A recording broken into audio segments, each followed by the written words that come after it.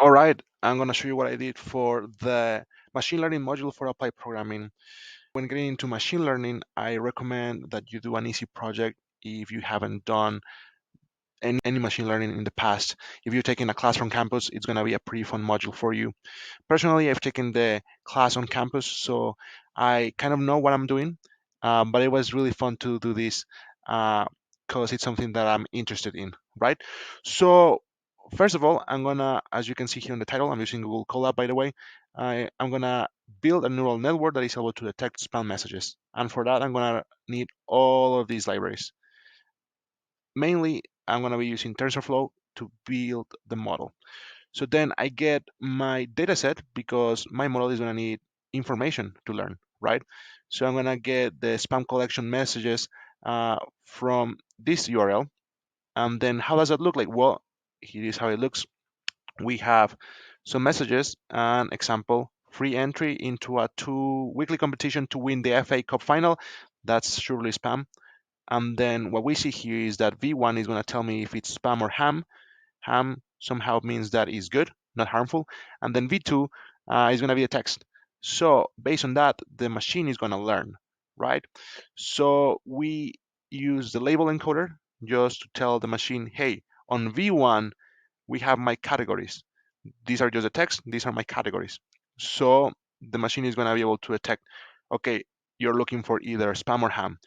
Now I'm going to split my dataset into different parts so I can train my model and test it, and then I'm gonna vectorize it using a bag of words, meaning it's gonna be easier for my model to learn based on every word, and it's gonna be easier for it to analyze patterns.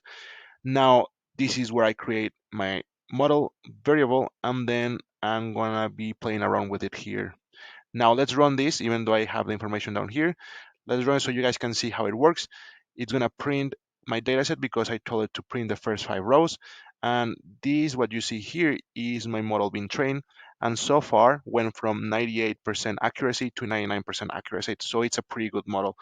And then what we see down here, it says ham, meaning this test that I have here, hey love, pick up the kids please, sounds like it's real. It's not spam. So it's gonna print out ham. Now for this, I created, with the help of ChatGPT, I created a UI for it, so it's easier. So then we have, hi mom, just want to check in, predict ham, right? Now let's do something different. Let me run this again. Now let's do a different message and then we put it here. And then congratulations, you have been selected to receive the classic message that you might receive on your phone. Let's predict now, and it's gonna be spam. It's not perfect, of course. We have 99% accuracy based on this dataset, meaning if I don't have certain words here, it's not gonna work as well. If it's British compared to American English, then it might be different the performance. So example for that, congratulations, you have won. Then let's see, it's probably gonna be ham because we don't have as much information.